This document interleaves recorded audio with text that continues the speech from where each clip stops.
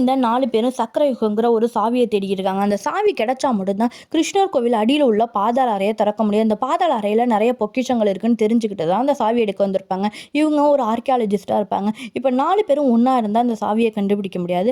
கண்டிப்பா நம்ம பிரிஞ்சு தேடுவோம்னு சொல்லி 4 பேரும் பிரிஞ்சு தேடிக்கிட்டு இருக்காங்க. அப்படி தேடும்போது தான் ஒருத்தனை ஒரு மோகினி பிசாசு துரத்த ஆரம்பிக்குது.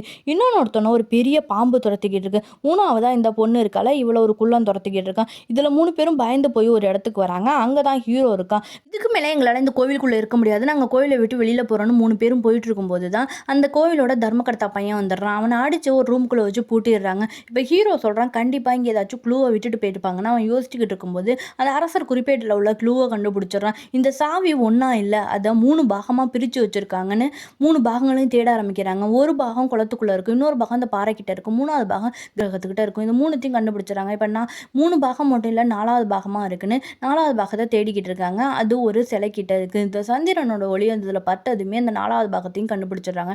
இப்ப இந்த 4 பாகத்தையும் ஒண்ணா இணைச்சு அந்த சக்கர யுகங்கிற சாவியை உருவாக்கிடுறாங்க.